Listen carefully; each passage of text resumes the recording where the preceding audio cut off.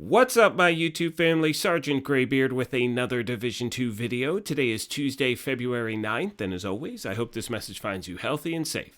As most of you know by now, every Tuesday we do a weekly update showing you all of the vendor resets, reminding you of a few things you may want to do, and also going over any changes that the game may have made. Now, if you happen to be new to the channel, first of all, welcome. Secondly, feel free to hit that subscribe button. We would love for you to be a part of our gaming family. And if you enjoyed this or found it helpful at all, take a quick second and hit that like button. It really does help us out.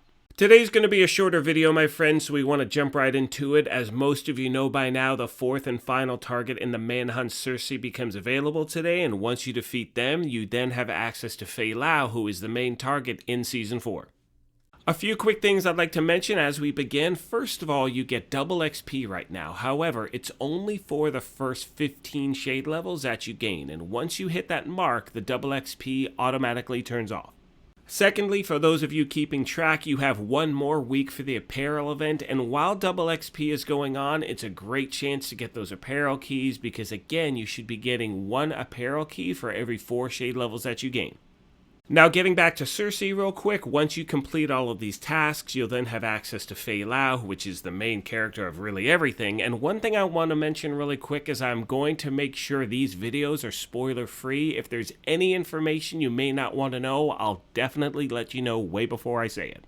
A few more things, my friends, before we move on to the vendor reset. First of all, remember your daily project for stars. That's how you're going to get different apparel things from the Resident Evil event. Next, we have our weekly requisition shade project, which is the easiest way by far in this game to get an exotic cache.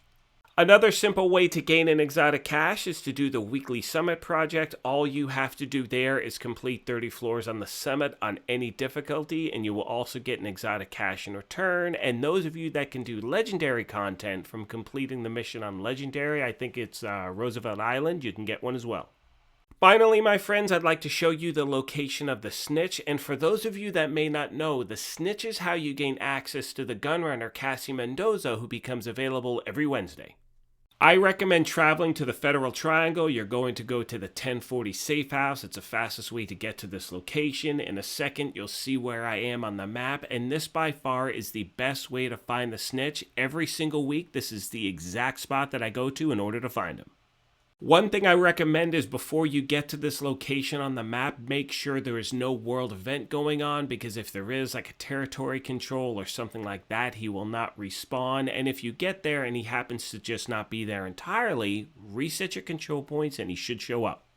You'll see in a moment that once I talk to him, you will have a countdown on when Cassie Mendoza actually shows up. You also get a bounty for your trouble. You see she shows up in just over 20 hours. You can check your map, and that will show you the location on where she will be tomorrow. And while I know recently the Gunrunner hasn't had really good stuff, I definitely recommend doing this on a weekly basis because every now and then there's one of those items you definitely want to pick up. So again, this is the best way in order to gain her location. Having said all of that, my friends, let's now jump into the weekly vendor reset. You guys know how I do this. I just give you highlights right out of the gate. 0F's backpack, buy it. If you don't have it, buy like 2 or 3. First of all, they're great to have and you can optimize it. Secondly, if you do not have Ridgway's Pride, you will need one in order to craft it.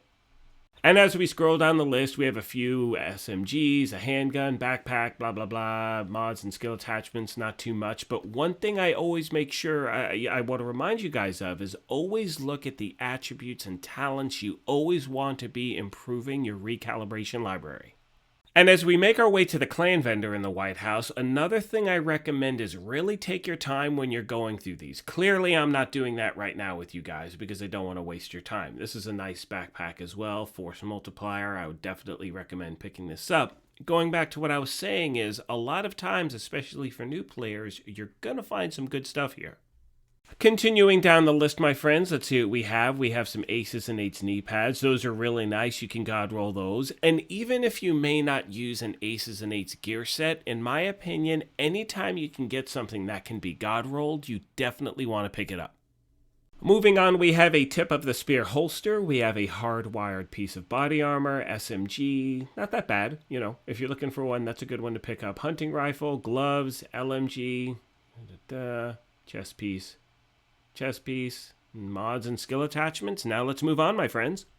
Now moving on to the theater, let's see what we have here as we roll up. And first item out of the gate is Artist Tool named Rifle. It's pretty decent, but again, you'll probably find a better one even just farming in the open world. We have a shotgun, another rifle. Gloves not that great.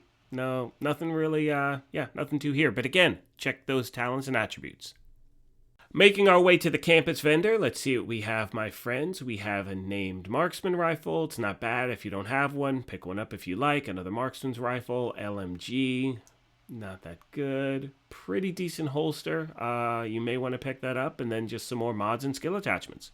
Now moving on to the Dark Zone, my friends, we're going to start in DZ West, and this is one of those things, again, it has to be a really good item for me to actually want to farm for it, because as you know, it takes a lot of steps in order to actually be able to buy these things.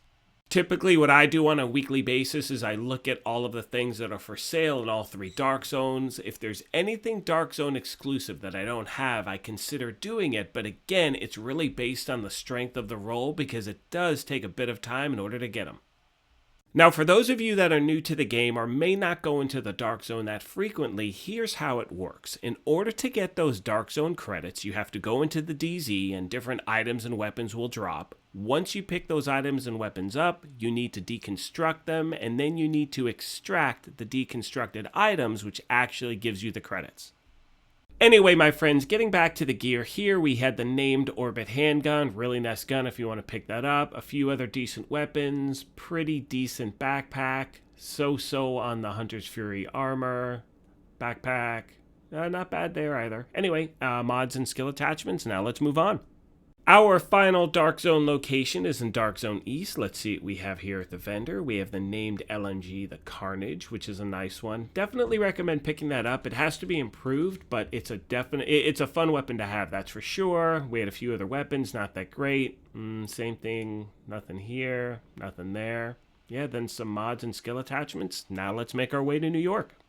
And as we start to wrap this video up, my friends, once again, I want to stress the importance of really taking your time through these vendors. I'm just showing you a few things that you may want to pick up, and keep in mind, as a new player, a lot of these things are really going to be items you definitely want to add to your inventory.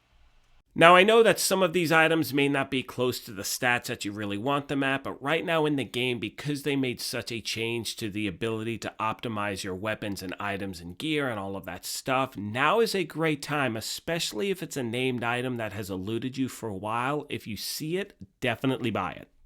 I know earlier I mentioned the Zero F's chest piece. That is one of the best pieces of gear in the game, I think, especially for new players. It really helps out. As we scroll down here, there's another one about 4 items down, the D50 handgun. You need that to craft the Liberty handgun, so this is another thing you definitely want to pick up.